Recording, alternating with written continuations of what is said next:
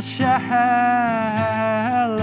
Oh. Hey guys, in this video, I wanted to walk you through my current Ableton Live tracks and automation rig. So I'm a worship leader. My name's Jake, if we haven't met yet. I'm at South Fellowship Church here in Littleton, Colorado.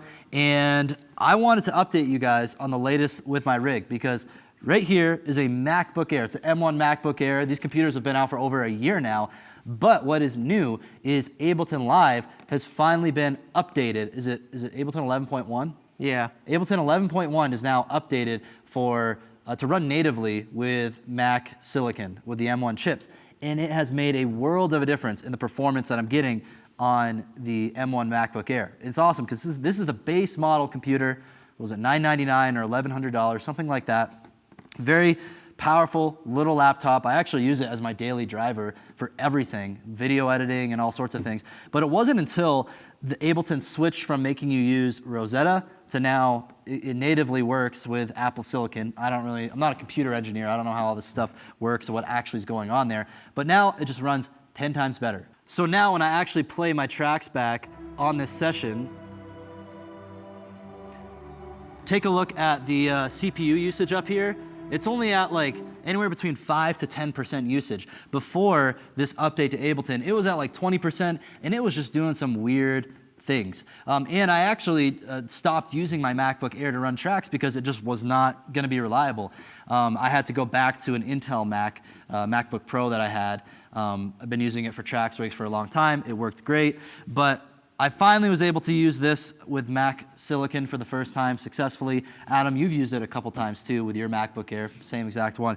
So I am very pleased to report that that works flawlessly. Ableton runs as efficient as we all remember it running, before this whole issue with the M1 chip. And I also want to walk you through some of the other elements of my tracks rig here. We'll talk about, the audio setup we got, how we're sending audio to front of house, and we'll talk about some of the automation as well. So first, let's take a look at the screen here. You guys can just kind of check out my overall session. Not a lot has changed. So if you have watched any of my YouTube videos in the past or worked through our Lead Worship with Ableton course, still using pretty much the same exact methodology in how I set up my sets. I really like to have arrangement view, so my entire worship set list shows up on one timeline here. To me, that's just the way my mindset works when I think about tracks and automation and being able to loop different sections, being able to queue up a song quickly. I just really prefer this setup. So on the top here, you'll see markers. I've got my tempo track that tells Ableton's metronome what tempo to be. We've got click, guide, MP3, so the original song, we can hear that if we need to when we're rehearsing. These green tracks here, these are all ProPresenter lyric cues. So if we zoom in here, you'll see I have slide numbers. So when I go ahead and trigger a song, I'll actually show you right now with Christ Be Magnified. The song is pulled up. So we're on slide 1 right now. I'll just go ahead and bring the playhead over here to slide 5, and boom, it pulls up slide 5 automatically. So I'll show you in a bit some of the automation setups there. And then below the ProPresenter tracks, I have my lighting tracks. So I like to have multiple tracks for lighting cues in case if I want to stack multiple cues kind of on top of one another. It's really awesome to be able to do that. So here, the band comes in full.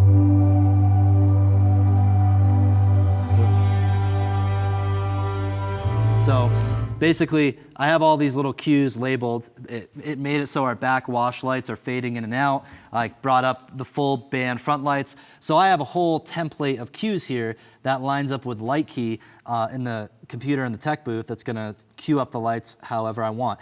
I really like being able to do that because especially like you get to an interlude of the song, I like to go ahead and like black out the front lighting. So right here, we brought the front lights down here on the platform, and then when I come in and sing again, it's gonna bring in the light just on the leader. So this light just came on. So those are all my lighting cues. And then I have some tracks for pads. So this is great, like when someone comes up to do a call to worship, we have the pads going in the background. They're kind of, have the levels down a little bit, so they're just kind of in the background in a subtle way. And then this section will actually loop here. You can see I can hit this little loop MIDI trigger. It's gonna loop this section over and over until after that first song, I hit the number 2 button on my Looptimus, or I could hit on my keyboard, and that's gonna cue up House of the Lord right there. It's gonna change the lights, it's gonna pull up the right slides on ProPresenter, and then it's obviously gonna play the tracks as well. And then basically everything else you see, all these other tracks in my session, these are all of the different actual audio stems for the songs. And I like getting my stems from multiple resources, whether that's a place like Loop Community, Multitracks, Praise Charts has them, Worship Online has them. And then what's awesome about Ableton is you can make your own tracks as well. So you can use it like a full DAW, design all your tracks in the software, and then just pull them into your set list for Sunday. So that's an overview of the Ableton project and kind of my thought process, how I like to set that up. In terms of some of the gear I have right here, obviously I've got the laptop. This is Aaron's pedal board, so excuse me if it looks like a mess, but it's kind of configured for him more than it is for me. I put my laptop here, and then I've got a CalDigit like little Thunderbolt dock here.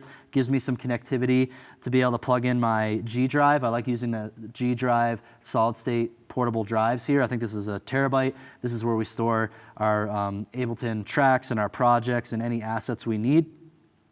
And then also plugged into my dock is the Looptimus controller. So this is by the guys at Loop Community. It's a nice foot controller with buttons. I can call up a song, I can press play, I can press pause, all sorts of neat stuff you can do with this tool and be able to run it with your feet. Because most of the time, I'm up here as a worship leader, right? I'm like busy leading. I don't want to use my hands for anything. I got my guitar here. I just want it to be nice and subtle. So a lot of the time, I'll be, leading a song and a transition comes up. Sometimes we just seamlessly go into the next song with Ableton. I don't have to touch anything. But say there's a call to worship, then whoever's doing call to worship will say their prayer, do their thing, and then when I know they're about done, I'll just go ahead and make sure I'm going to step on the right button, and then I'll just click on that button with my foot. Definitely makes it more subtle than having to like bend over or touch a computer or anything like that. It's always important to consider audio. How are you getting your tracks audio to the front of house mixing console? We've got the Behringer Wing back there. We do have a Dante card in the Wing, which gives us that ability to send audio over our network here. So I'm using Dante Virtual Sound Card, which you can see right here. I only need 4 channels out, so I have the 4x4 option selected here. Latency, that's pretty low. And then you can see it's connected to our network. So then I can also pull up Dante Controller, that app, and I can route it to wherever I want on the Dante network, to whatever device. Sometimes if we don't want to use Dante, or if Dante did give us any issues, I didn't have any issues with Dante with this setup recently, but sometimes you're going to have issues, especially with Dante. And we have a backup audio interface. It's by the stage box. It's right here by the platform.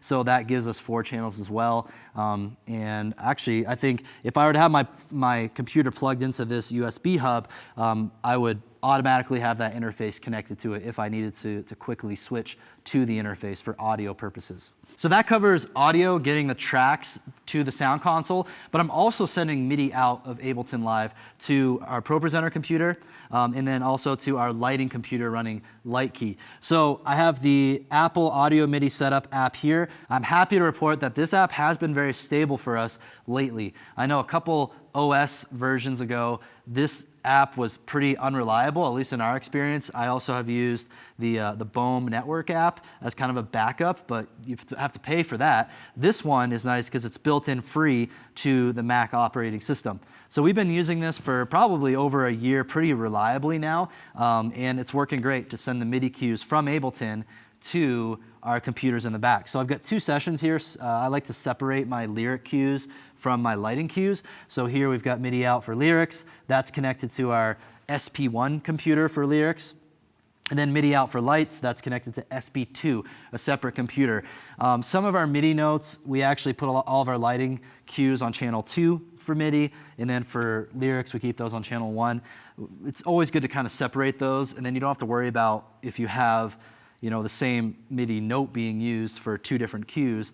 The channel will kind of help separate them on the receiving end, so you're not sending lyric cues to your lighting software or lighting cues to your lyric software, if that makes any sense. There's a ton more you can do with Ableton and the automation. Adam, the dude holding the camera here, we made another video with him that you guys can check out on our channel about how he uses Ableton and MIDI to automate the patch changes on his Helix.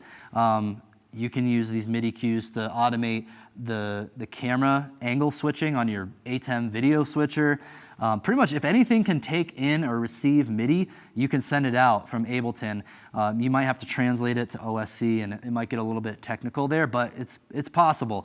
You can automate a lot with Ableton Live. If you download our Worship Ministry Toolkit, you'll have links to all of the gear that I covered in this video. If you're wondering what drives we use, what docks we use, what computers we use. And when it comes to Ableton, we usually recommend Ableton Live Standard of being the best route to go. Gives you all the tracks you need.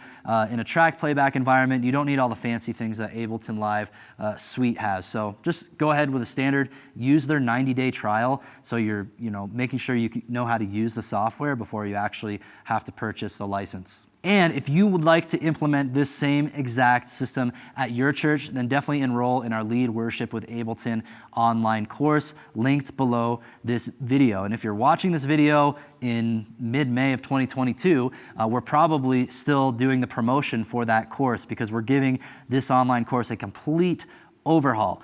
We've been using the same system that I started using 5-6 years ago, and that's what we've taught in this course, but we've got gurus like Adam now on our team who has great improvements upon this system, and he's going to be leading the way, updating this course and just giving it a facelift because Ableton Live has changed quite a bit just in the past few years of all the updates, and a lot of our recommendations have changed surrounding this system. So if you enroll in the course, you're going to get lifetime access to the course for you and your team. So if we update in the future, you'll have access to that as well. So go ahead and check out the Lead Worship with Ableton online course. Click that link below this video. If you found this video helpful, hit the thumbs up button, share it with your friends, and we'll see you next time.